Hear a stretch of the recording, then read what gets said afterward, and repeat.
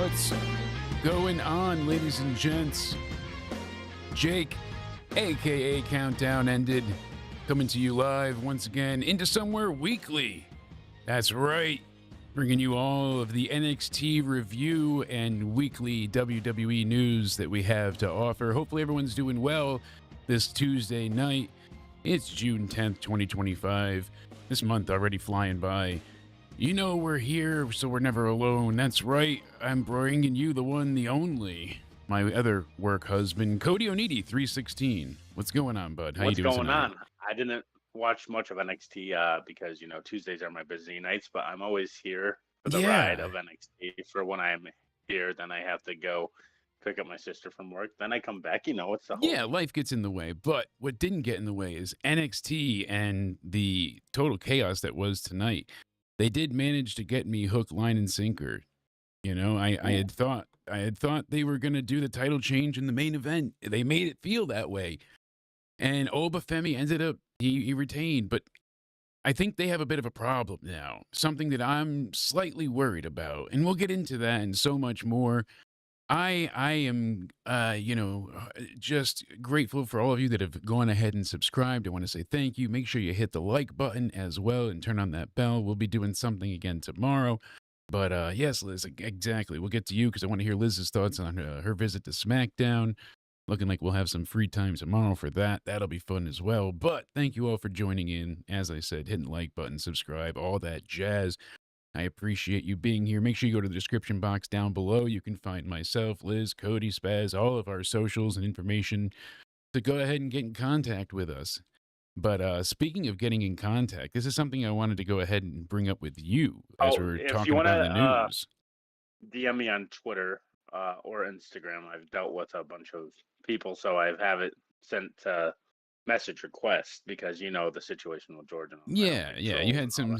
But so just let me know you're watching from Jake's show. Exactly. Leave a message that doesn't say, hey, fuck you, Cody. Instead it says, hey, enjoy you on the show. Maybe then, you'll respond.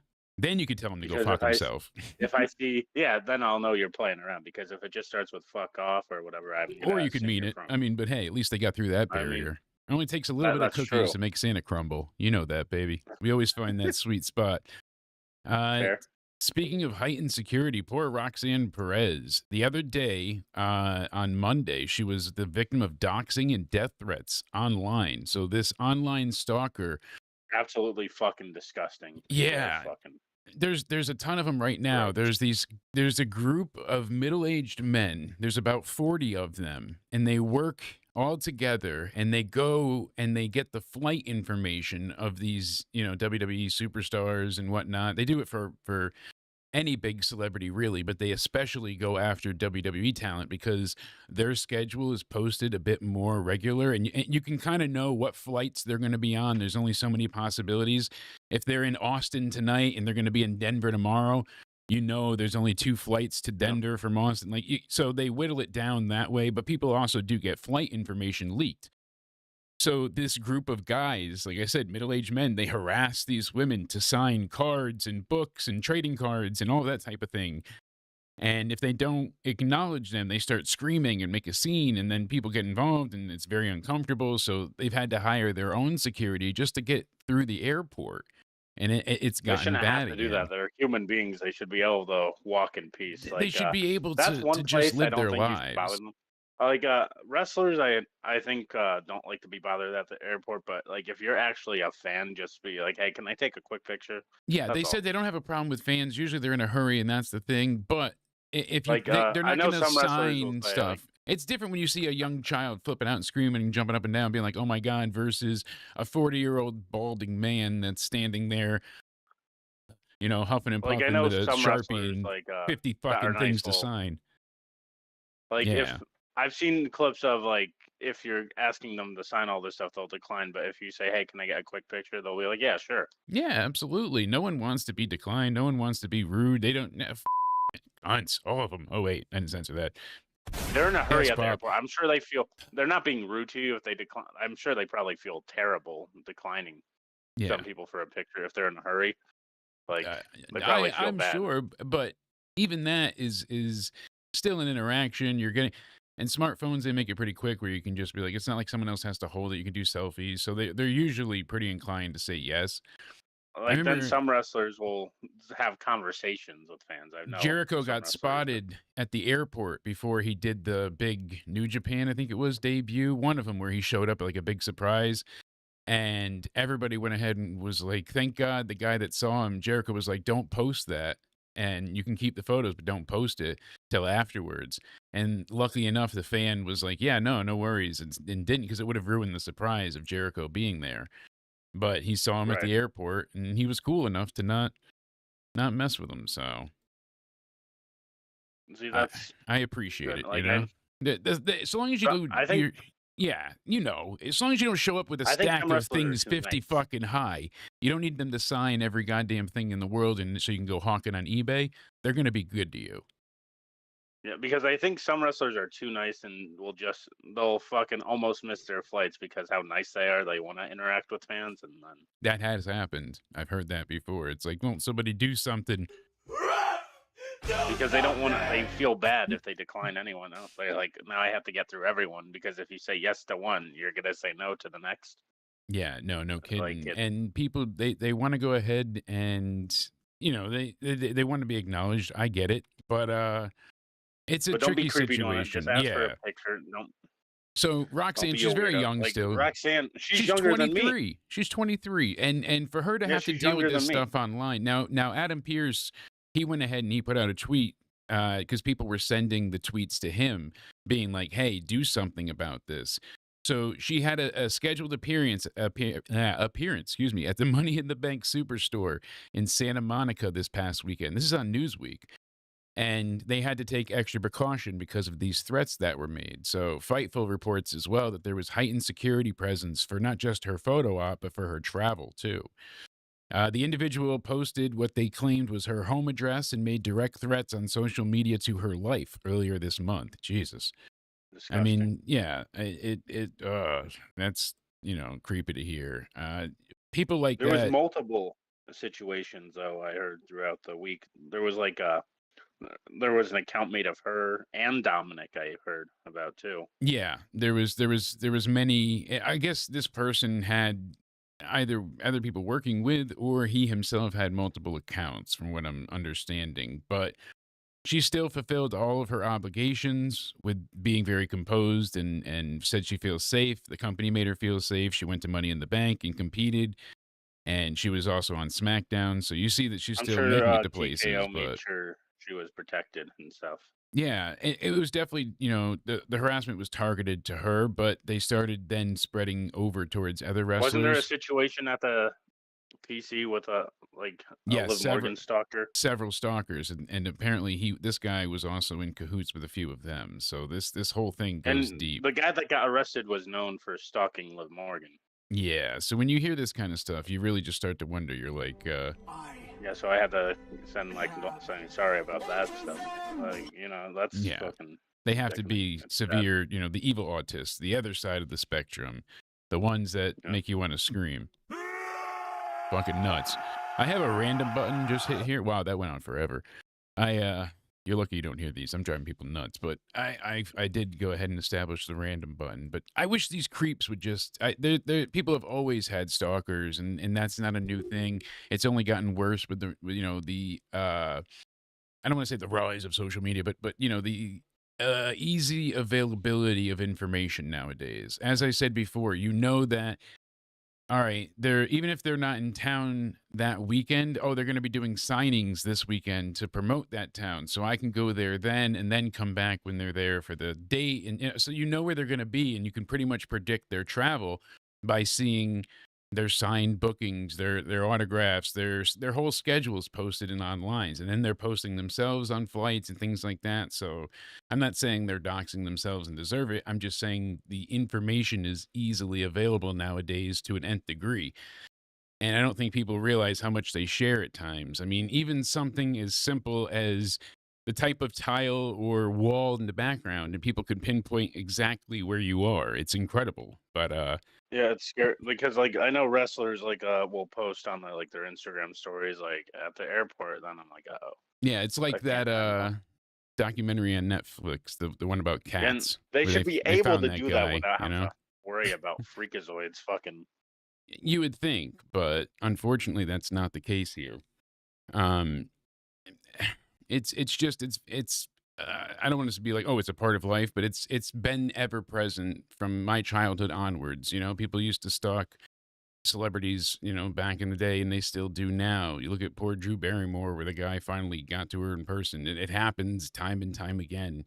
It's disgusting behavior, but I'm glad WWE at least they acknowledged it and they did something about it. They addressed it. Yeah, Adam They Pearce said he got that like Yeah, taken care of, I he guess. said And he said right away, he was like, "For those in the know, I've seen it, we've taken care of it. If you know, you know," kind of thing. He didn't want to bring more light to it, but yeah, like it was he was important. smart how he worded it. Don't word like WWE. People said WWE should make a public announcement. No, they should not, because you're just promoting it more. That's it can be scary. You have to kind of Yeah. get them. At least Um expect. And Funny now, also, a bit of news I wanted to bring up while you're here is that they basically have all of DX now minus Billy Gunn. So WWE has brought in Sean Waltman to help out the new generation of talent in the PLE. So this adds, you know, the last member of DX they don't have to the WWE behind the scenes crew. So you got Triple H leading the main roster, Shawn Michaels is head of NXT Creative, Road Dogg is co-lead writer of SmackDown, and now they're saying that they're bringing him to help mentor and guide the company's emerging talent.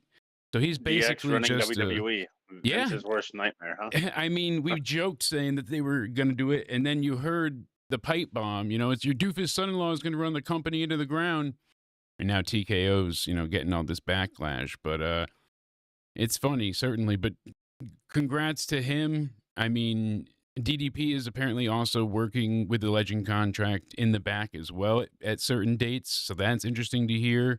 But I imagine him being a very uh, informative for what he has to offer. You know, how to manage your life in better ways than drugs and alcohol. Those two could teach one hell of a class. One of the things we're also hearing about is the WWE still saying they have gigantic plans for Alexa Bliss. You know, her return at the Rumble and the insane ovation that she got there.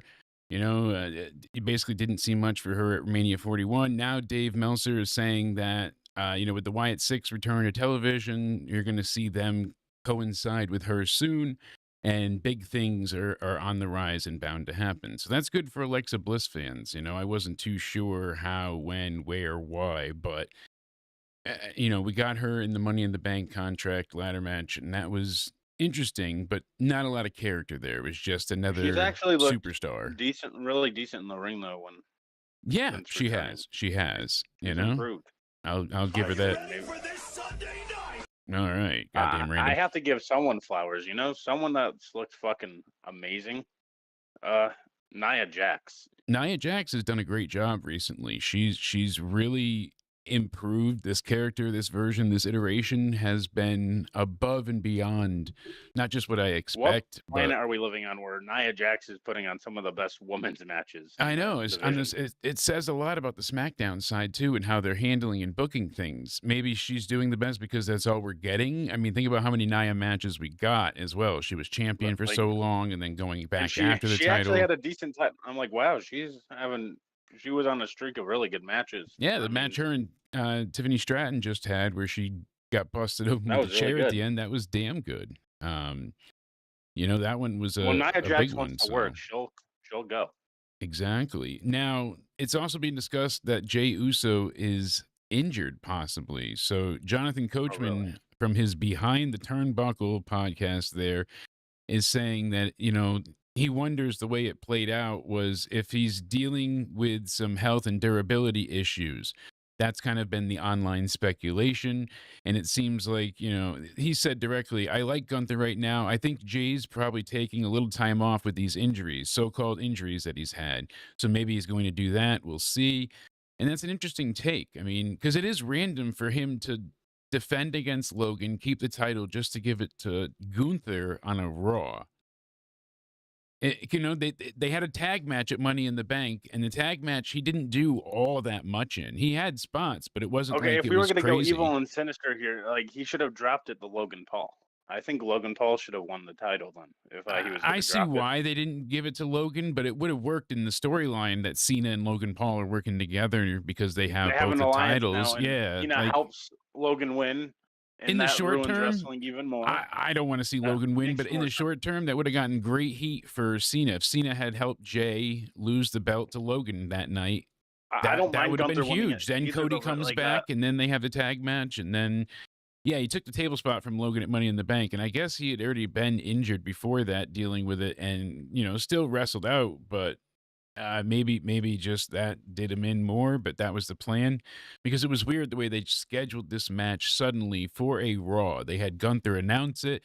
Why does he get a rematch now? Why is he getting rematched Again, when this is others why I say don't? wrestlers are the toughest athletes on the planet, because in Oh, other sports, if absolutely. you're hurt, go sit on the bench. If wrestlers are hurt, they're going to be like, no, let me continue. I'll do a few more shows until I have to get surgery. Like they'll continue Soccer to work kills me through as it. an American. Football, I We love call the it soccer around yeah, here. the soccer players that don't get hit, but then they just take a dive and act like they've gotten hit by a freight train. Yep, and wrestlers fucking break bones, and they'll be like, oh, okay, Yeah. let's continue here. Is that where that goes? No? Oh, shit. Oh, shit. All right, let's do the Well, rest of anyway, it. back. Yeah, back to the Yep. well, look at tonight with NXT. You didn't get to see it, but in the end, Jasper Troy accidentally kind of lifted his shoulder up ever so slight, so the refs was like, nope, kick out, and they had to do another, like, they had to do the go home again, where he did, like, the pop-up power bomb. So he sent him Right. up, did the power bomb, and then pinned him again, 1, 2, 3. So Jasper kind of made a mistake there. It was a bit of a botch, but I wondered too, what's going on there. So was it that some people said that he got his bell rung before that, and that's why he was a little bit out of it. I'm not sure, but it was very I interesting can that see that happening. Like, that's what I wonder when most botch like kick out was like, were they actually knocked out where they couldn't? yeah. See, this is where WWE runs into problems with their big men because not only did he have this incredible night tonight, Jasper, but now he loses. So it's like he goes back to the beginning. It really kind of, he's the LFG guy. Like, of course, you're going to go after the biggest dog in the yard, but maybe it's too soon to give him the belt. But he should have obliterated Obafemi then, maybe, and get DQ'd. But oh God, he beat him to a pulp. But next time they have to fight and it's no DQ for the title, like that thing. But instead, they started Right. the show with Obafemi getting powerbombed through real glass in the front NXT parking lot. So he got thrown into the windshield and slammed into it by Jasper Troy. Right there, you can see it behind me. That was a painful spot there. The glass just crushed right behind him. Looked incredibly painful. And then they had him in the trainer's room, like, oh, we don't know if the match is going to happen. Then they said, yep, it's going to happen. And Jasper pretty much beats the shit out of him until the end. And then Obafemi gets a couple of moves. He puts him through, like spears him on the outside through one of the barricade walls, puts him through that, gets him back in, hits him with his finish, has to do the 3 count again, as I said. But Obafemi was attacked earlier in the parking lot. Then he was attacked again. And then he's sore from all the other matches and he's beat down. And nothing is stopping your big monster. So who is going to be able to stop him? Who do they have that's going to be able, like this guy, Jasper, is huge. He's gigantic and makes Obafemi look normal in a sense because they're so big against each other. Who else are they going to have they're going to have to do how many shenanigans to beat this guy? If this guy couldn't be an injured Obafemi, what does anybody else have a chance with him? Like Miles, so they're getting into too superhero-ish of booking because he took a lot of punishment tonight. A lot, Cody. A real lot. So I don't know. I'm more concerned. I didn't hate it by any means. It was a good episode of NXT. I would give it probably a 7 overall. I think that's where I'm at with it. Curious to see 7. where the chat is. But yeah, I wasn't crazy about it. I have a few more minutes. Like before I go, what's your high point, low point, and a few matches that I should see, and what is a skippable match, maybe High something like that. point. Ooh, the opening match would be a high point. Ethan Page defending against Shawn Legacy. That was a really good match, and they worked really well together. Low point maybe was Lash Legend and Ren Sinclair. I'm not big on Lash. She's supposed to be this powerhouse, but she ends up being very clunky at times and mistimed. So Ren looked a bit awkward only because it seemed like Lash wasn't always able to get her and kind of catch her right. And, she's supposed to show these displays of power, but it felt like she was always slipping, falling, or wasn't able to, exert enough strength. So it just didn't look, it was like the worst botched finish too, as well. It was supposed to be like a weird side slam where she catches her behind her back and comes down, but she never caught her legs. So it just looked like she landed on her own ass. She's been doing better at like TNA and whatnot, so I'm not trying to pick on Lash in that regard. It's just tonight was not a good night for her. So I don't know. It was just everybody's big on her because of her size and her look, but I think she doesn't have all the ability yet. I feel like she's still pretty green compared to some of the other women that they have in this division. Lainey Reed coming and having a nice moment. She had a good match with JC Jane. And Lainey Reed was actually fun to watch. I liked the package that they put together to show who she was. She was a former riding champion, and she was an Olympic sprinter or runner, whatever, track star. And now she's here to, be a winner in a different sport. And I would absolutely check out the main event for sure. One thing while you're still here, while I got you, is CM Punk. Everybody's upset Oh, because yes, he's let's talk going about to that real quick. Saudi. He told the Miz to go suck a blood money covered dick long ago. And Yes, he did. despite all of CM Punk's comments, he's going to wrestle in Saudi because he's challenging John Cena for the undisputed WWE Championship at Night of Champions. Yeah. Like, wow, did not see that coming immediately. I thought that they would save this for SummerSlam, for a lot of other In a heel places, sense but for John Cena, it actually makes sense for it to be in Saudi Arabia. it does to bring Because Punk there. he, I just hope they address it again and make it, like why he chose there. We know why. I But wish Cena could be there like every week for the build because they shouldn't announce it yet. Like CM Punk's like hesitant to accept, but like Cena keeps doing like maybe these like dastardly things to Punk's friends and all that. Something like that you could build towards, or you would think, maybe but John Cena ambushes Punk a few times, and yeah. that's what happens there. But Dave Meltzer is saying that if Punk did not want to go, he did not have to. Last year, he didn't want to go, and they wrote him out of it with the Hell in a Cell match. Meltzer I know says, people are going to say according to Dave Meltzer, but no, this before is you also continue with coming that. out with Fightful and the normal Oh, okay. places. So Dave is the one I have the quote with here, but he's not the only one. They said in the original promo package, he was included in that because he was going to go. And then he was taken out of the promo package. And I asked, am I supposed to see when Seth Rollins replaced him in that package? But, is he not going to go? And they're like, no, he's still going. So it's been known that he's been going to Saudi for months. I don't know if he ever voiced any issues with going at any point since he signed, but he has not in the last months changed his mind. So he's going. And he's big enough where he could have said no and it wouldn't have impacted him. If you're a mid-level guy, you wouldn't be able not to go, but they had worked before. Well, CM Punk, if he says I'm not doing it, WWE's not going to argue it. They're going to be like, whatever you want. Yeah, which is, it's got its own thing. No, not yet, Pico. I have They want that on CM my list because though. TKO Triple H doesn't want to make CM Punk upset again, so they're going to give him whatever the hell he wants. Yeah, exactly. So I feel like Punk's probably getting not just the match with John. He's not just getting a gigantic bonus, but it works into the storyline of the match as well. John's the heel, TKO and he's was probably like, we got this in a what bag. they had a blank check, like, what do you want? What takes you to go there? Yeah. They probably Said And he's any like, well, am amount. I getting the match with Cena? Yes.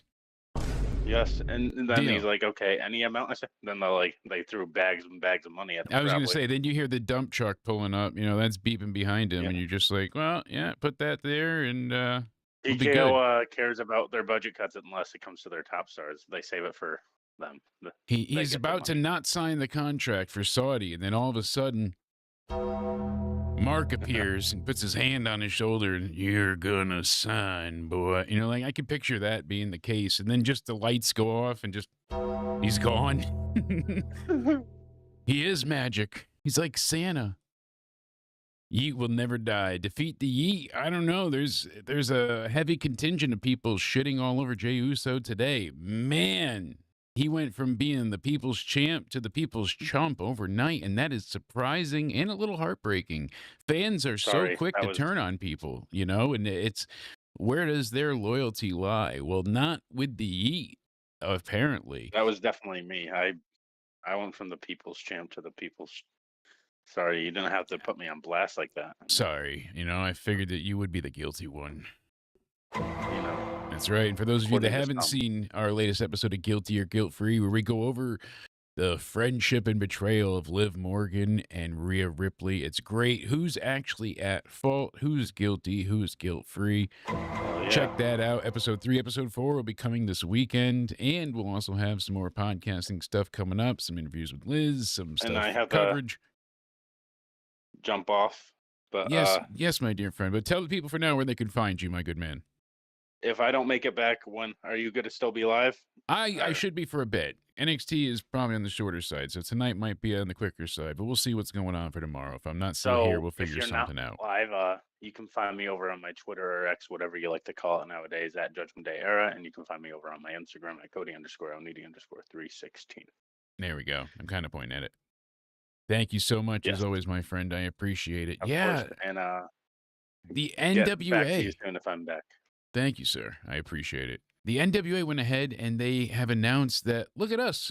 We're the big boys now. We're streaming with Roku. Their NWA Power. You got to say it's got like 19 R's in it.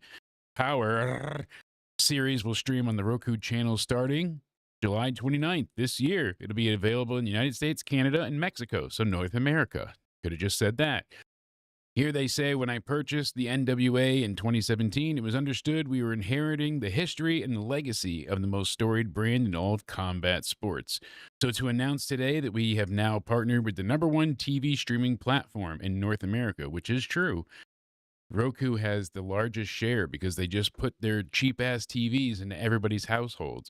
You want a 50-inch TV for $90? Sure. It's made by Roku's sister company, Gachana. You've never heard of it before, but you don't care because it has a really slow processor, but it lets you watch porn. I meant wrestling. So he says, I look forward to sharing new episodes of Power with the incredible audience that Roku brings. And apparently they're going to be working on Roku's free. So you can use the Roku channel and access all of that for free. You don't even need the Roku player anymore. Like they've gone ahead and they offer, just like Tubi, a bunch of free stuff as well. The Power Show will stream for free on Tuesday nights at 8 Eastern on the Roku channel. Financial terms of the deal were not disclosed, so there's no way of knowing whether this is a good deal for the NWA, but it certainly seems like it. It's a very crowded landscape. They're going to be, going up against NXT on Tuesdays, so hopefully the repeat viewings and the on-demand service for it, as well as them starting to air older episodes on the Roku channel, is also being discussed. So that's a huge deal for them to be on that type of large platform. R-Truth, Mr. Ron the Truth Killing, is confirmed, as we said last night, that he ignored everybody in WWE calling him left and right and center to bring him back. And it was Nick Khan who was responsible for negotiating the deal that brought Truth back. He had some demands, and he went ahead and he tweeted. He said, y'all brought me back. They heard, listened, felt, and understood. Thank you, Triple H, for WWE. And man, thank you, Nick Khan, for allowing R-Truth to set me free. I'm driving now. I am Ron Killings. I am the truth, the whole truth, and nothing but the truth. Now put some respect on my name. How could you beat that as a comment? So happy to hear that he's back, happy, and whatever deal they worked out, it better be ironclad. Him cutting off his dreads. I like the fact that maybe he'll still be goofy now and then, but we're gonna get a serious R-Truth. Is somebody that is here for business.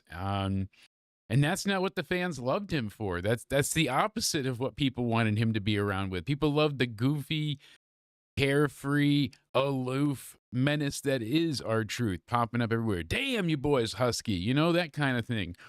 So now they're gonna put respect on his name. They axed him, and then they asked him back.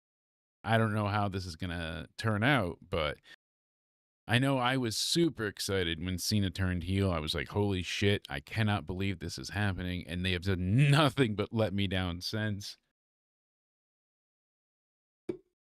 The title run has been pretty much a waste. They're doing just one-off, so he's not even getting feuds. It's like, oh, everybody he goes against, he's not going to, it's all foregone conclusions. John's going to retain. They don't even give you a chance because it's just flavor of the week. Oh, I beat Randy Orton. I beat R-Truth. I beat CM Punk. I beat, and it's just going to go on and on and on. So sadly, I've not loved the heel turn. Someone that's upset is the former Tegan Knox. Nixon Newell, she said that there's a severe lack of bookings following her WWE release. When asked how she's doing on the independent circuit, she said, not great, if I'm being honest. There's a severe lack of bookings. Not sure where that's from, but the bookings that I have done, I've been home to Attack Pro Wrestling, which has been phenomenal. Got to wrestle Danny Luna, which has been on my list, God, for years. She said, so she's been on my list for a very, very long time. But yeah, it's been slow. Hopefully it picks up soon because it's a nightmare. Other people are saying that they have no problem with bookings and they're getting signed everywhere, and that it's just great. I know she put a promo out kind of berating the fans and kind of arguing with them, saying, how dare you call me injury prone and washed up and all these different things. Yet the reason she got let go was because of her constant injuries. Every time they put anything behind her, she got injured, and then they had to put everything on hold again. Then she'd come back, and she got injured again. So her saying, like, it's the independent's fault or it's the fans' fault, not a great look for her here. Apparently, there's a big feud for LA Knight coming up. So he's going to be feuding with Seth Rollins. We saw some of that play out last night on Raw. So following the Money in the Bank fallout, Seth Rollins won the briefcase there on the men's side, and LA Knight wants to get revenge for everything that happened with the Deadly Alliance interfering. So it seemed like LA Knight was going to win, but Seth yanked him down and stomped him and then climbed up and grabbed it for himself. So obviously, the tension started long before then, but that certainly was the catalyst to make LA Knight just make his head pop. So I'm excited for this. Apparently, they're going to be facing each other at Night of Champions. It's expected to be a focal point of the build for the next coming weeks, especially as Rollins continues to assert himself as the dominant force with backup at his side. So LA Knight should have won, just like Roxanne probably should have won for the women's side. But Naomi, I'm telling you, that whole thing. I still haven't heard back from Spaz or his lawyer. I know we played the other night and we went to that harrowing incident. It's been really difficult to deal with, and just if Spaz is listening, know that we're with you and we miss you and we're sorry to your family. So for those not in the know, we have the 911 call from the other night after Money in the Bank concluded. Well, actually before it even concluded, because when Naomi won the match, we tried to get a hold of Spaz. We thought it was just a joke, but he wasn't handling things well. So let's go to that. 911, what's your emergency? Hi, yes, I need help. My good friend, he went ahead and he saw Naomi win, and I think he's losing it. He's huffing and puffing around the place, and I think he's going to hurt some. Spaz? Naomi. No, Spaz. I know she won. You got to do your breathing. Naomi. Spaz.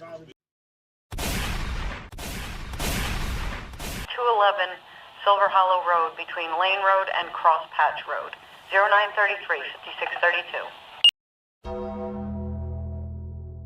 Terrible. Terrible. Yeah. Spaz, his hate for Naomi knows no bounds. NXT, it was damn good tonight, and wasn't exactly the ending I thought we should have gotten. I don't know who and how they're gonna beat Obafemi. Does he just retire with the belt? Kind of, when he goes to the main roster, he gets called up, and that's it. That's all we get. He has to vacate the belt because who's gonna be able to beat that man? With all the punishment he went through tonight, they really set it up for him to have an excused loss. Oh, he lost to Jasper, but he also got slammed through a car windshield and was beaten down here, and here. So this Monday night on Raw, we have Asuka taking on Stephanie Vacour, taking on Ivy Nile, taking on Raquel Rodriguez in the next four-way for the Queen of the Ring qualifiers. That's Asuka's return match. I imagine she might win it, but Stephanie's in there too, so we'll see what happens. And then we have Sheamus, Rusev, Bronson Reed, and the Mystery Man in a four-way for the King side for King of the Ring qualifiers. So those are the two matches we know are going to be live at Green Bay, Wisconsin's Resch Center. So cool for them. I guess that'll be a lot of fun to see in person. For right now, what we have for Night of Champions is John Cena taking on CM Punk, obviously, as we've seen. And then we have both King and Queen of the Ring tournament finals. So the tournament winners will earn title shots at the world champions of their respective brands at SummerSlam. Interesting. So just like you win, beforehand going to Mania, now you're going to SummerSlam. First ever two-night SummerSlam. Netflix is actually up with a 2.7 million global views on the June 2nd edition. This is up from 2.6 the week before of the May 26th episode. Raw finished 8th on the chart for most viewed weekly shows after finishing 6th the week before. So interesting. Higher numbers, but still less placement overall. And then NXT tonight. They did make announcements for next week. We have the Evolution pay-per-view announcement. So we have 4 eliminator matches coming up next week. And then the 4 winners will then face off. And it'll go to Evolution to see who takes on who for the Women's North American title. So it's going to be crazy. We have a very, very interesting card with that one. And the way they got to it tonight was fun. I appreciated it and enjoyed how they went ahead and let that whole situation develop. Here we go. So, as we saw before, Lash Legend's going to take on Kalani Jordan. Then we have Zarya and Izzy Dame. We've got Thea Hale taking on Jada Parker, and Lola Vice going against Jordan Grace. So I want to say Jordan Grace is going to win that one easily, but I'm not so sure. Ilya could be the mystery guy. That's a good idea, too, because we've not seen him in some time, and he's the only one that's, not been around for a while that we could fit in there? Maybe? We'll see. But they've been pushing Lola Vice very hard lately, so I could see her going on for a title shot, but I want to say Jordan Grace wins there. Jada will beat Thea Hale, unfortunately. I'd like to see Thea go on with it. I think Zarya will beat Izzy Dame, and then Kalani Jordan over Lash Legend. So that's just my early predictions there, but we'll see what happens next week on NXT. Tonight's NXT, though, overall, as I said before, a good night. It was well paced, good amount of action. Curious what you guys give it out of 10. I believe I'm somewhere about like a 7 myself, maybe 7.5. We start off with Ethan Page taking on one of my new favorites, Shawn Legacy from Evolve. This is for Ethan's NXT North American Championship. This was a great match. The crowd always on fire in the Performance Center, as we know, but they were really hot here.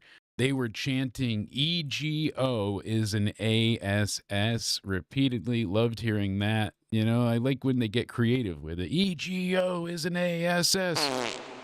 So sign me up for the silly stuff. They had some really, really intense hard kicks. Like when they got back from commercial, Page hit Shawn with like a crazy Yakuza kick. That's when we got the EGO ASS chants, which was funny. You saw Legacy hit some great drop kicks. Reminds me of Maven.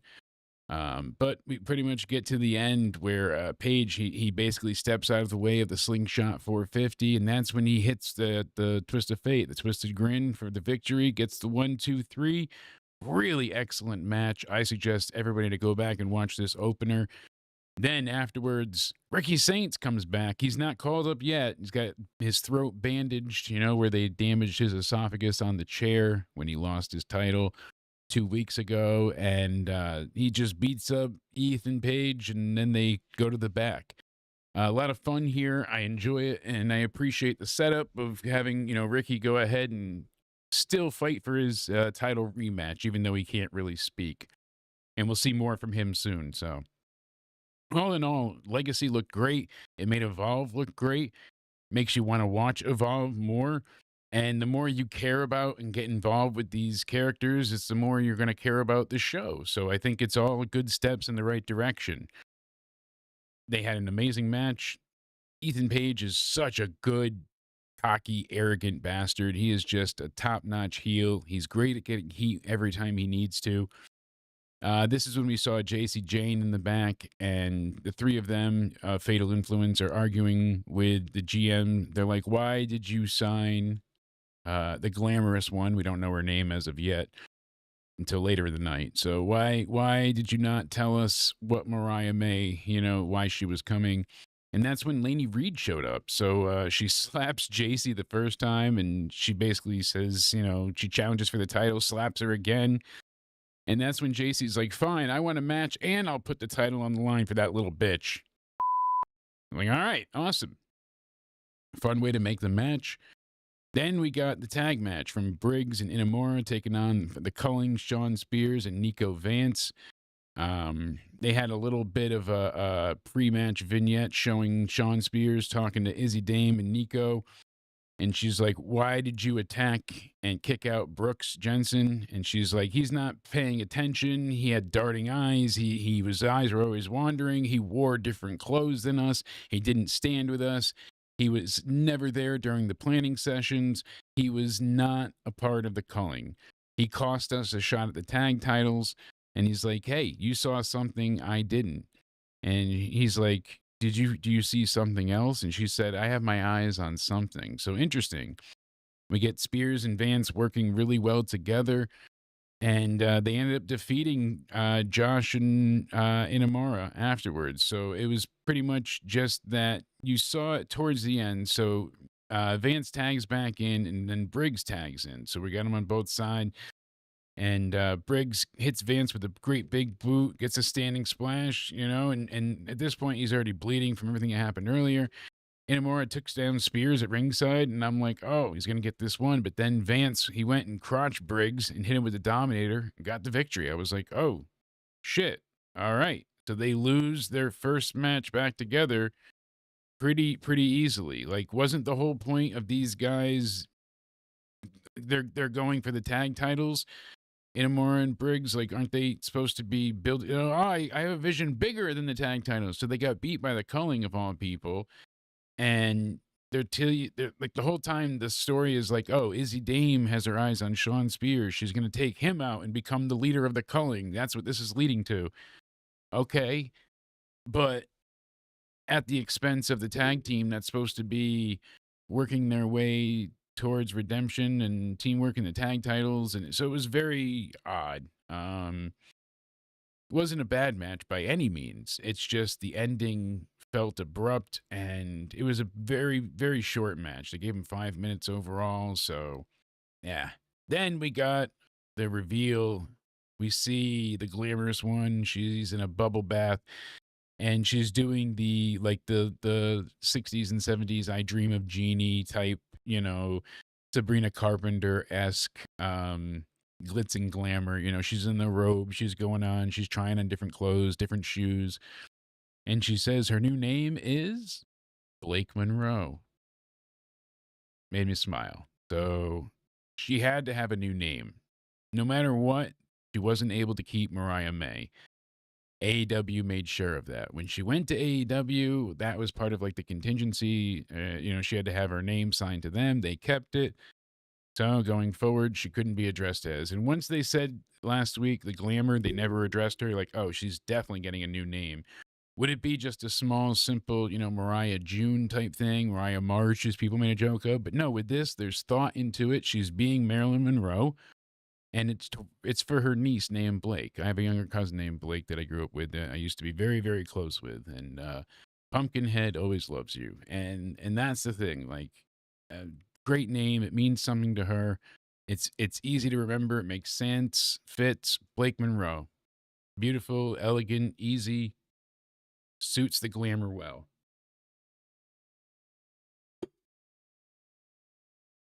Then we get the No Quarter Catch crew coming out, but they still kind of had Miles at this point, so I was kind of confused. But we had Lash Legend taking on Ren Sinclair. It was a bit of a sloppy match, as I was explaining earlier. Lash, whatever she hit at the end, got completely botched for her finisher. I know she's landed it other times, but with this, I don't know if it was just miscommunication or what, but it was just not a great match. Kind of looked bad. So this is when we saw that Lainey Reed vignette I was telling you about. She's a Southern sensation. We saw the rodeo and the track meet and the Olympic stuff and all of that. So it was a good way to get her over. And then we had Jasper Troy in the back and like, why would you put your title match in jeopardy? And he's like, I didn't cost myself anything. He's like, Oba may be hurt, but he's a warrior. I'm counting on Oba bouncing back and defending himself and the title. So a cool thing from him.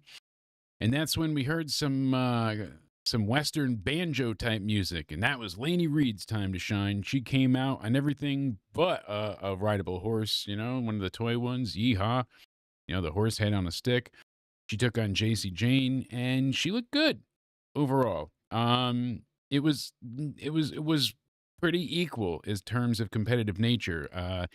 It was very tit for tat. Like, eventually, JC, she gets, kind of a comeback by sending Reed's throat into the bottom rope, and that gives her a few minutes to kind of, get back up. And, Reed basically uses her big headbutt to go ahead and knock JC down. And then she hits her with a big diving shoulder tackle. And it was supposed to be a blockbuster, but they messed that up a little bit. And then we saw JC come back. She gets a big Hurricane Rana, big knee lift, and that was a good near fall. Then Fallon Henley gets the distraction, and that's when JC Jane trips her and hits her with the forearm spinning elbow combos, discus forearm lariat, whatever bullshit spinning nonsense. And not the best match, not the worst. There was a few spots like after the distraction spot, whatever she did to try and trip her looked really awful. That was it didn't come out how they were trying to be like. Instead of looking like JC tripped Lainey, it just looked like they were bumping into each other, and then she suddenly spun around and hit her with the forearm. So but that's really less of the point. The point here is Ava. She comes into the crow's nest and starts squawking and lets her know that, hey, you got to pick your first challenger, but I get to set up your next opponent. And there's going to be the 4 singles matches, as we mentioned here. And she said the winner of that fatal 4-way, so the winner of each match will face each other in a fatal 4-way, and the winner of that 4-way will challenge JC Jane at Evolution for her title. So for the women's title, very big match there. And it was a good showing for Lainey Reed. This is her NXT debut, minus the few rough spots. She looked solid overall. I'm not gonna poop all over it. I'd give it like a 7. Maybe working with JC wasn't the best option for her first match. Maybe she should have gotten the rust off, or not the rust, but the dust off with somebody else.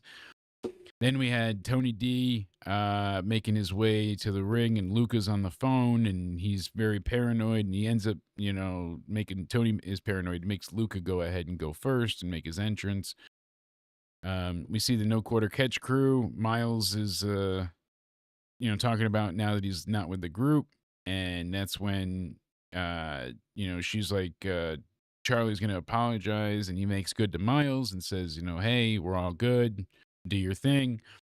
And that's when Tavon said he's considering doing things on his own. And that's when Charlie just kind of pooped all over it And Ren's like, don't worry, I'll talk to him, because it seems like Dempsey is holding both Ren Sinclair and Tavon back. So a little bit of more story development there. I hope they pay better attention to Miles Bourne, but Mr. Iguana and El Hijo del Dr. Wagner Jr. were in the crowd.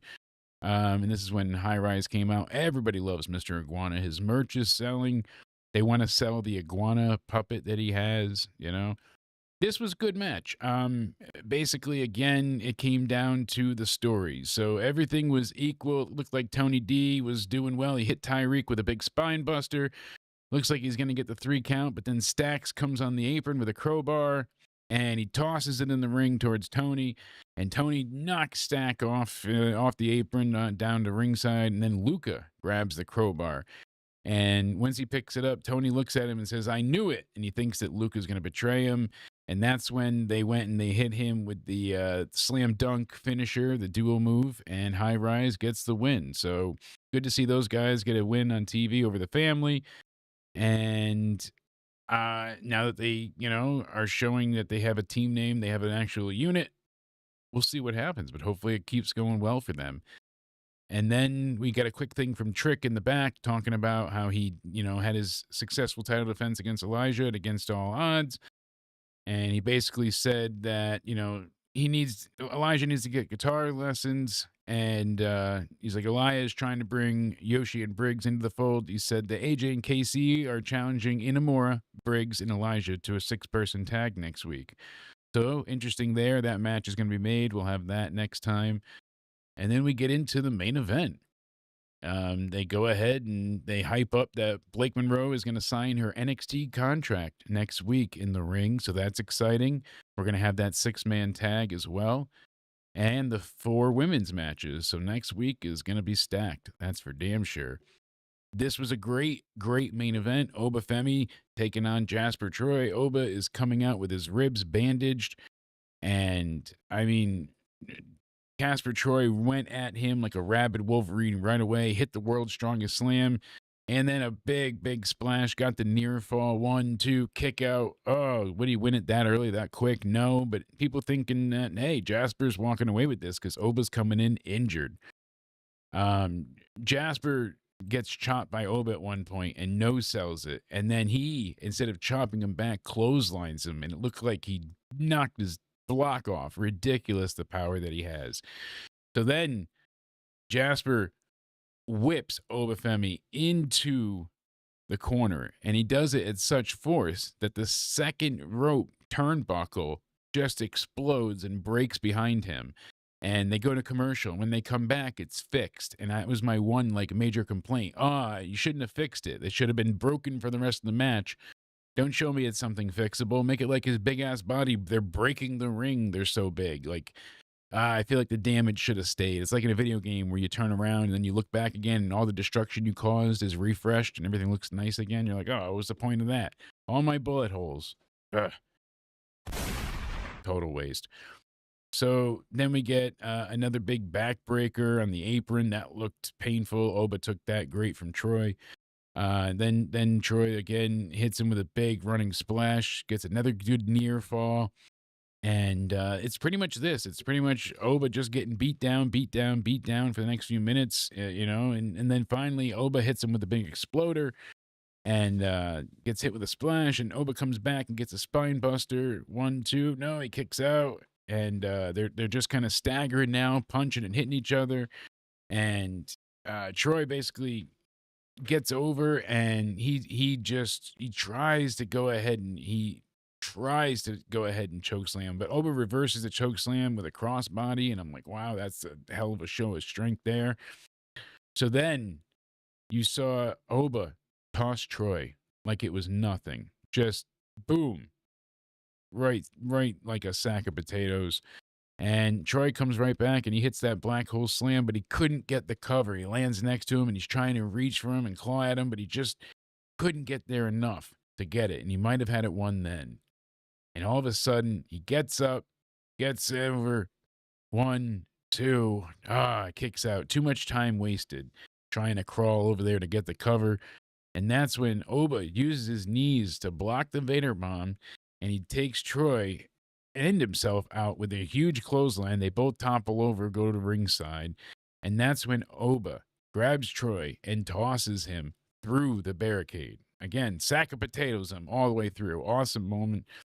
And then Oba hits Troy with his big power bomb finisher in the ring, like I said. But Troy inadvertently kicked out at 2.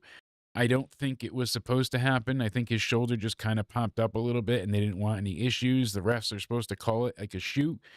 So he said kick out, and that's when Oba then had to do it again. He goes and does a second pop-up powerbomb finisher for the victory. 1, 2, 3. Oba Femi, he beat Jasper Troy in 11 minutes and about 15 seconds to retain the NXT title. And I know this is Troy's debut, and maybe you didn't need a title change now, but this guy, he's got such a great look. Oba's a big dude, and Jasper looked bigger. So that was the thing. Like I said, it made Jasper look like even more of a monster, and it made Oba Femi look kind of like the underdog, which is a rarity for him. So this matchup was great. And I really thought that Oba losing here wouldn't have hurt him because they gave him that injury, the attack in the most dangerous place there is, the NXT parking lot. I thought it was covered. I thought it was good. I thought everything that they needed was there, but unfortunately, wasn't the case. So, all in all, I'd give NXT, like I said, probably a 7, maybe a 7.5. I mean, him having a long match with the rookie is great, but does it hurt Jasper that he lost here to an injured Oba Femi? We'll see. I mean, that's really what it comes down to. We'll see. Does this kill Jasper Troy's momentum? Because he lost, essentially clean. And that's unfortunate. So it is funny seeing Mr. Iguana everywhere, though. They were there for Raw, and now they're there for tonight in person, really giving away the AAA purchase. Hey, look who we have. And Mr. Iguana could not be more over, which is very cool. This guy's been doing it for a long time. He's very talented with stuff with the puppet. He flips it up, it lands on his shoulder or his back. He's got his gimmick down. And the fans love him. So we're going to see Iguana puppets being sold by WWE ASAP. I'm telling you, they're going to rush order those jobs. Tomorrow, we will be here yet again with even more news and rumors and all that stuff for a full Into Somewhere Weekly. I wanted to bring you guys a bit of a shorter show, but a live show review in case anything crazy happened with NXT tonight. As we're 2 weeks ago, we got the women's title change and Stephanie went to the main roster. I kind of wondered if they did that as a bit of like a red herring for tonight to be like, oh, it's going to happen again. You got to tune in, because that was a great way to hook people, because it felt like Oba Femi was going to lose this main event. He was injured. He was beat down. The guy's bigger. It certainly seemed like, hey, there's going to be a title change. If there was ever a time, now is that time. No, I did not hear Gunther's interview on the Raw recap. I'm interested to see that still.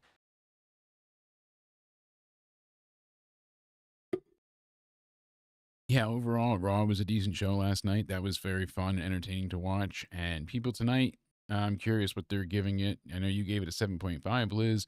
Let me know your rating in the chat, guys, what you gave NXT out of 10.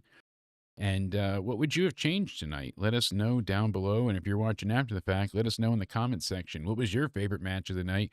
What did you like the least? And what did you want to see changed? I would say this is a B grade, a good show. And right now we've got 67% of the vote saying A, great show. 33% of the vote is saying B, good show. Very interesting. 0% so far for anything else. Interesting. Usually we have a couple of trolls that vote, something on that, but that's not the case. So, no average, disappointing, or awful show yet. Very interesting. So maybe people just really are high on NXT tonight with Blake Monroe looking better than ever. And we'll see what Gunther had to say here. Triple H wrote his promo. Let's hear it. You ready? Let's go ahead and see what he has to say. Hold on. We'll play it for the audience as well. We'll get this. Here we are, Gunther. Come right here. You tell us what you saw. Let's hear this. Hey! Everybody see Gary's reply? I'm not. It's clear to me. The chain doesn't have what it takes. I do. I'm at the top of the world, and as long as I lace boots, I will be there. Wow. Interesting. Jay doesn't have what it takes. As long as I lace boots, I'll be there. I mean, they beat Jay clean last night, which I found to be very concerning. It was a bit shocking. I thought they would have had Seth's group get involved, with the briefcase and kind of tease something, maybe not, cash in, but cause the title change, be the, the catalyst for that. But that wasn't it. There was no distraction. No, he just got beat by Gunther. And yeah, he was worn down by everything that happened, his matches recently. But again, like Gunther said, you're not focused on being a champion. You're focused on being a friend and helping everybody else who is there to help you. Crazy.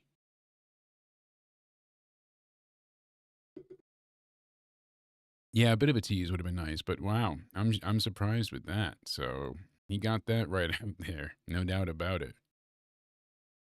And I'm curious to see, where they go with it next. Who's going to be the one to face Gunther going forward? I'm not sure. It is interesting to think about it, but I really don't know who's going to be next. There's possibilities. There's people that make sense storyline wise, but overall, I think that's one of the topics we're going to have to discuss, Cody and I, tomorrow for sure, because we've got to see who's going to go up against Gunther. It's not going to be CM Punk. It's not going to be Jay. So we've got to look at some other faces. And I think it's time to go through the Raw roster and see. We'll have to bring that up tomorrow. We'll also be breaking down and discussing the SmackDown card, what's going on this Friday. We'll be talking about Night of Champions, as well as plans for Great American Bash, Evolution, and so much more. Hopefully you guys will go ahead and tune in and be there with us. I appreciate everybody hanging out with us tonight. Yeah, like I said, NXT gets a 7.5. It was good. It was entertaining. A little bit less than expected, though. Could have been a little bit better, especially the main event. I mean, Oba being beaten down for so long just to eventually, with injury, toss this guy through the barricade, and I don't know. I think Oba should not have won here, or maybe they should have protected Jasper a bit more, but he's still a big monster. They got time to save it. So you can find me on Twitter, on Instagram, on Rumble at Countdown Ended. You can see me guest hosting on the Spaz Phoenix YouTube channel. I'm over there with the State of Wrestling. We'll have our episode this week covering everything about Night of Champions and whatnot going forward. And then you can find me here on the Jake Countdown Ended YouTube channel. So make sure you're subscribed. Make sure you hit that bell so notifications are on to tell you when we put out our newest content. Thank you for hitting the like button. Thank you for leaving comments. Like we said before, what was the highlight of NXT for you? What did you like? What was your score out of 10? Let us know down below. I hope you all stay sexy, have a great day, and I look forward to seeing you next time.